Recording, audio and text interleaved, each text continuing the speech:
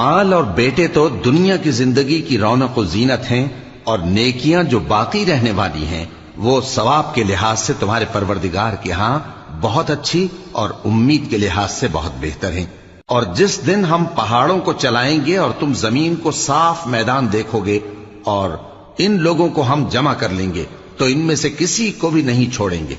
اور سب تمہارے پروردگار کے سامنے صف باندھ کر لائے جائیں گے۔ تو ہم ان سے کہیں گے کہ جس طرح ہم نے تم کو پہلی بار پیدا کیا تھا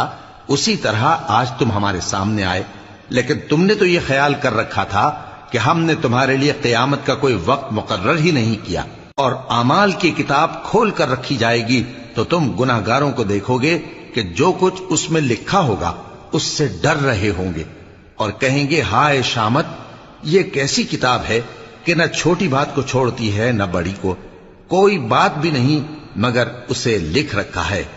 اور جو جو عمل کیے ہوں گے سب کو حاضر پائیں گے، اور تمہارا پروردگار کسی پر ظلم نہیں کرے گا۔ اور جب ہم نے فرشتوں کو حکم دیا کہ آدم کو سجدہ کرو تو سب نے سجدہ کیا مگر ابلیس نے نہ کیا، وہ جنات میں سے تھا تو اپنے پروردگار کے حکم سے باہر ہو گیا۔ کیا تم اس کو اور اس کی اولاد کو میرے سوا دوست بناتے ہو، حالانکہ وہ تمہارے دشمن ہیں،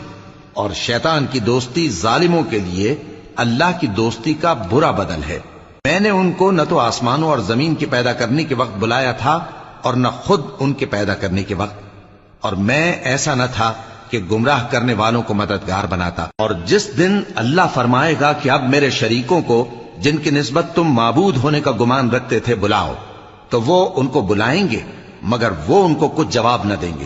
اور ہم ان کے درمیان ہلاکت کی ایک جگہ بنا دیں گے، اور گناہگار لوگ دوزخ کو دیکھیں گے تو یقین کر لیں گے کہ وہ اس میں پڑنے والے ہیں، اور اس سے بچنے کا کوئی راستہ نہ پائیں گے۔ اور ہم نے اس قرآن میں لوگوں کے سمجھانے کے لیے طرح طرح کی مثالیں بیان فرمائی ہیں، لیکن انسان سب چیزوں سے بڑھ کر جھگڑالو ہے،